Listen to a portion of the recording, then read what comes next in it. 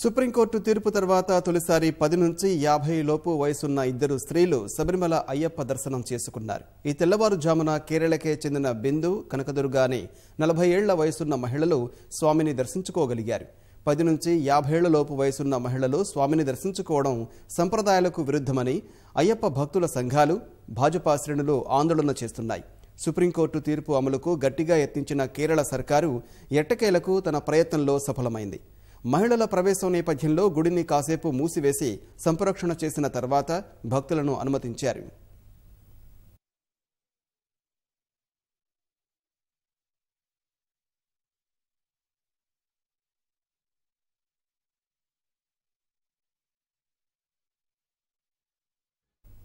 పది నుంచి 50 లోపు వయసున్న మహిళలు సైతం శబరిగిరి దర్శనం చేసుకోవచ్చని సుప్రీంకోర్టు రాజ్యాంగ ధర్మాసనం సెప్టెంబర్ 28న తీర్పు వెలువరించిన తర్వాత తొలిసారి ఇద్దరు మహిళలు స్వామి దర్శనం చేసుకోగలిగారు.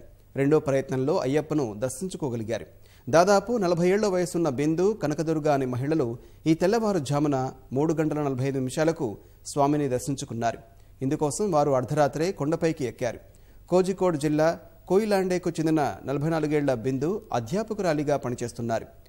మలప్పురం జిల్లాలోని అంగదిపురానికి చెందిన 42 ఏళ్ల కనకదుర్గ పౌర సరఫరాల శాఖలో పనిచేస్తున్నారు.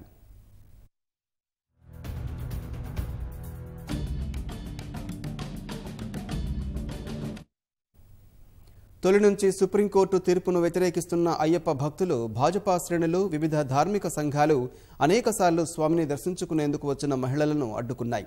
శబరిమల వద్ద పరిస్థితి చిత్రీకరించేందుకు వచ్చిన పాత్రికేయ బృందంలో మహిళా రిపోర్టర్ను సైతం ఆయా సంఘాలు నిలువరించాయి.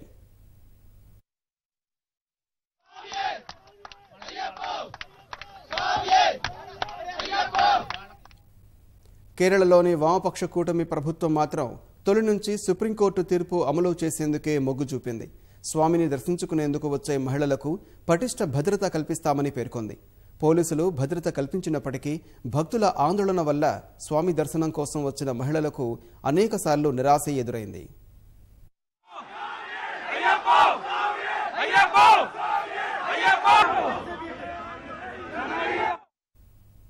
తీర్పును సమీక్షించమని కోరుతూ వివిధ సంఘాలు సుప్రీంకోర్టును కూడా ఆశ్రయించాయి. వాటిపై విచారణ కొనసాగుతుండగా శబరిగిరిలో కనీస సౌకర్యాలు, భద్రత ఏర్పాట్ల పర్యవేక్షణకు న్యాయస్థానం 3 సభ్యుల కమిటీని కూడా వేసింది. సంప్రదాయాలకు విరుద్ధంగా పినరయి విజయన్ సర్కారు ప్రయత్నిస్తుందని భాజపా కేరళ ప్రభుత్వంపై ఒత్తిడి పెంచుతోంది. ఈ నేపథ్యంలో భాజపా వైఖరిని వ్యతిరేకిస్తూ నిన్న కాసర్గఢ్ నుంచి తిరువనంతపురం వరకు 620 కిలోమీటర్ల పొడవున కేరళ ప్రభుత్వం మహిళలు, బాలికలతో మానవహారం ఏర్పాటు చేసింది.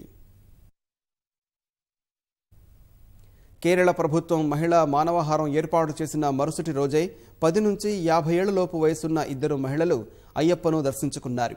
బిందు, కనకదుర్గ అనే ఈ ఇద్దరు మహిళలు డిసెంబర్ 18న కూడా స్వామిని దర్శించుకునేందుకు ప్రయత్నం చేసినప్పటికీ భక్తుల ఆందోళన వల్ల సాధ్యపడలేదు. ఈసారి మాత్రం వారు స్వామిని దర్శించుకోగలిగారు.